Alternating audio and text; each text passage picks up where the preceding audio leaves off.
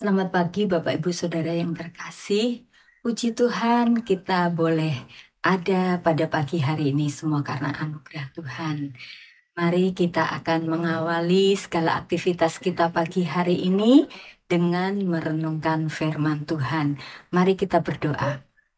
Bapa di surga, terima kasih buat segala pimpinan penyertaan-Mu sepanjang malam. Kami boleh istirahat, tidur nyenyak, dan kembali menghirup udara segar pagi hari ini.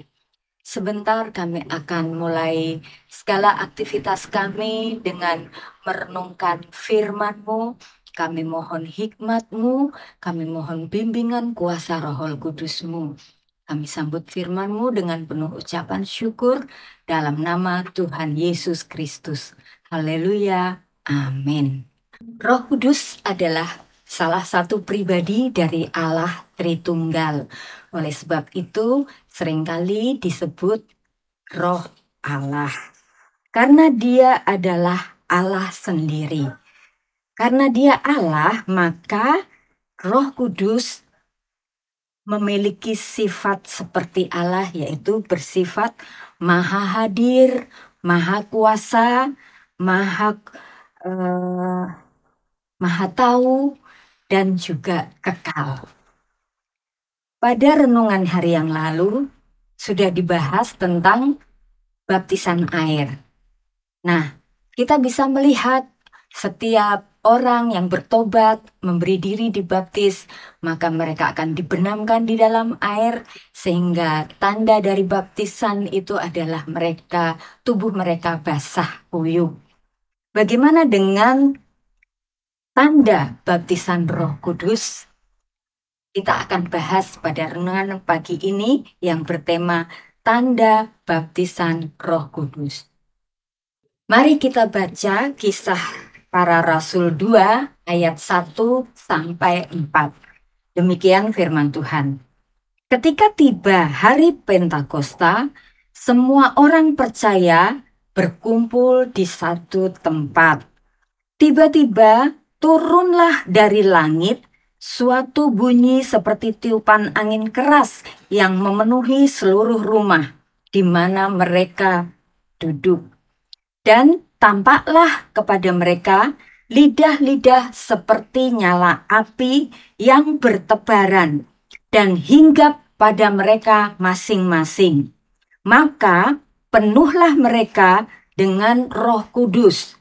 Lalu mereka mulai berkata-kata dalam bahasa-bahasa lain, seperti yang diberikan oleh Roh itu kepada mereka untuk mengucapkannya.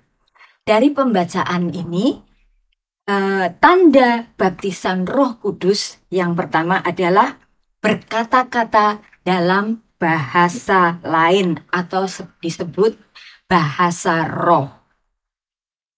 Pada baptisan air, kita tahu dilakukan oleh Bapak Gembala atau Bapak Pendeta, yaitu dibenamkan dalam air.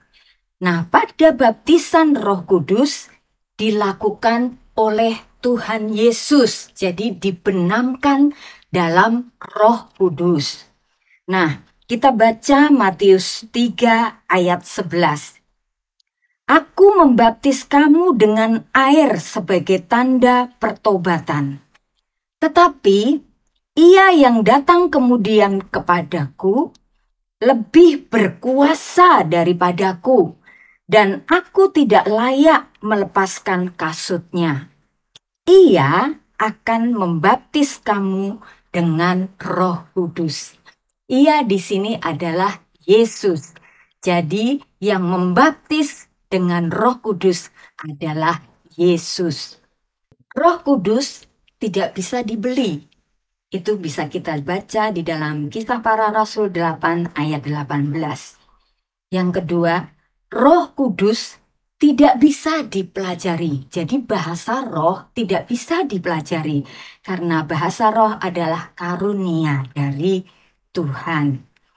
Dalam 1 Korintus 14 ayat 2 dikatakan, siapa yang berkata-kata dengan bahasa roh, tidak berkata-kata kepada manusia, tetapi kepada Allah. Sebab tidak ada seorang pun yang mengerti bahasanya. Oleh Roh, ia mengucapkan hal-hal yang rahasia. Jadi kalau berbahasa roh, kita berbicara dengan Allah. Dan itu adalah rahasia. Puji Tuhan. Roma 8 ayat 27 mengatakan demikian. Dan Allah yang menyelidiki hati nurani mengetahui maksud roh itu, yaitu bahwa ia sesuai dengan kehendak Allah berdoa untuk orang-orang kudus. Nah, di sini dalam bahasa roh, kalau kita menyembah, berdoa dalam bahasa roh, itu adalah berkomunikasi dengan Allah, sehingga roh itu mengerti apa yang kita sampaikan kepada Allah. Roh itu menyelidiki hati nurani, sehingga kehendak Allah, sesuai dengan kehendak Allah, berdoa untuk orang-orang kudus. Puji Tuhan. Oleh sebab itu penting kita yang sudah dipenuhkan dengan Roh Kudus, kita menyembah dengan roh dan kebenaran. Tidak heran kalau kita menyembah dalam roh dan kebenaran di dalam ibadah. Seringkali hamba Tuhan yang menyampaikan firman Tuhan berganti topik bahasan firman Tuhan karena Roh Kudus bekerja. Atau terkadang ada ayat Alkitab yang tiba-tiba muncul. Roh Kudus mengingatkan ayat itu walaupun tidak disiapkan. Yang kedua, tanda dibaptis dengan Roh Kudus adalah hidupnya mengalami perubahan. Itu bisa kita baca di dalam Kisah Para Rasul 9 ayat 1 sampai 19. Di situ diceritakan tentang pertobatan Saulus. Pada ayat yang ke-17 dikatakan demikian. Lalu pergilah Ananias ke situ dan masuk ke rumah itu. Ia menumpangkan tangannya ke atas Saulus, katanya, Saulus, Saulus, saudaraku, Tuhan Yesus yang telah menampakkan diri kepadamu di jalan yang engkau lalui, telah menyuruh aku kepadamu, supaya engkau dapat melihat lagi dan penuh dengan Roh Kudus. Kita bisa melihat kesaksian Paulus di sini ya. Tadinya dia jahat, tadinya dia menganiaya orang-orang percaya dengan semangat, dengan kebencian dia kepada orang-orang percaya. Setelah dia berjumpa dengan Yesus, dia bertobat, dia dipenuhkan dengan kuasa Roh Kudus, hidupnya berubah 180 derajat menjadi pemberita Injil. Banyak jiwa dimenangkan untuk hormat kemuliaan nama Tuhan. Dia dipakai Tuhan dengan luar biasa. Poin yang ketiga adalah mendapat kuasa untuk bersaksi. Jadi hidupnya menjadi saksi. Ini bisa kita baca di dalam Kisah Para Rasul 1 ayat 8. Demikian bunyi firman Tuhan. Tetapi kamu akan menerima kuasa kalau Roh Kudus turun ke atas kamu. Dan kamu akan menjadi saksiku di Yerusalem, di seluruh Yudea, dan Samaria, dan sampai ke ujung bumi. Di dalam Kisah Rasul 2 ayat 37 sampai dengan ayat 40, setelah Petrus penuh dengan Roh Kudus, dia dengan berani memerintahkan tentang Mesias, bersaksi tentang Yesus, sehingga saat itu ada 3.000 orang bertobat. Di dalam ayat yang ke-41 dikatakan 3.000 orang bertobat. Jadi bukan hanya berani bersaksi, tetapi hidupnya pun menjadi saksi. Dengan memelihara kehidupan doa dalam roh, maka dalam 1 Korintus 14 ayat 4a dikatakan demikian, siapa yang berkata-kata dengan bahasa roh, ia membangun dirinya sendiri. Karena siapa yang senantiasa memelihara kehidupan doa di dalam roh, maka hidupnya akan diperbaharui oleh Roh Kudus. Karena Roh Kudus bekerja di dalam kita. Sehingga kita sadar akan kesalahan-kesalahan kita. Karena Roh Kudus mengingatkan kita akan kesalahan kita. Dan memperbaiki kelakuan kita. Sehingga hidup kita diperbaharui. Lalu dalam Roma 8 ayat 26, demikian bunyinya. Demikian juga roh membantu kita dalam kelemahan kita, sebab kita tidak tahu bagaimana sebenarnya harus berdoa. Tetapi roh sendiri berdoa untuk kita kepada Allah dengan keluhan-keluhan yang tidak terucapkan. Jadi Roh Kudus itulah yang mengajar kita untuk berdoa yang tidak terucapkan apa dalam isi hati kita. Roh itu yang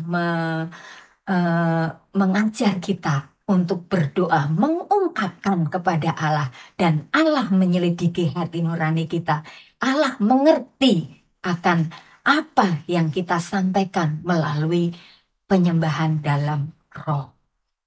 Nah, kita masuk pada renungan penerapan untuk hari ini. Pertama, sudahkah Anda mengalami baptisan Roh Kudus? Yang kedua, kalau sudah, bagaimana Anda tahu bahwa Anda sudah dibaptis dengan Roh Kudus? Yang ketiga, bila Anda belum mengalami baptisan Roh Kudus, hubungilah pembimbing rohani Anda agar ia dapat menolong Anda dalam hal ini. Yang keempat, ayat hafalan kita minggu ini adalah Kisah Para Rasul 1 ayat 8. Tetapi kamu akan menerima kuasa kalau Roh Kudus turun ke atas kamu. Dan kamu akan menjadi saksiku di Yerusalem dan seluruh Yudea dan Samaria dan sampai ke ujung bumi. Demikian firman Tuhan hari ini. Mari kita berdoa. Terima kasih Tuhan Yesus. Kami mengucap syukur buat segala kebaikan-Mu yang luar biasa di dalam kehidupan kami. Engkau memberikan kami Roh Kudus-Mu untuk membimbing kami, menolong kami, memperbaharui kehidupan kami untuk menuju menjadi serupa dengan Kristus. Agar hidup kami boleh berlayak di hadapan-Mu, menjadi semakin indah di hadapan-Mu, bertumbuh di dalam Engkau, sehingga kami, kehidupan kami menjadi saksi, terpancar kasih-Mu di dalam kehidupan kami. Terima kasih Tuhan buat Roh Kudus-Mu. Terima kasih buat karya Roh Kudus yang luar biasa di dalam kehidupan kami. Biarlah Roh Kudus-Mu senantiasa menuntun setiap langkah hidup kami untuk menjalani hari-hari kami. Terima kasih Tuhan, di dalam nama Tuhan Yesus Kristus kami akan mulai segala aktivitas kami hari ini. Haleluya. Amin. Selamat pagi, selamat beraktivitas. Tuhan Yesus memberkati.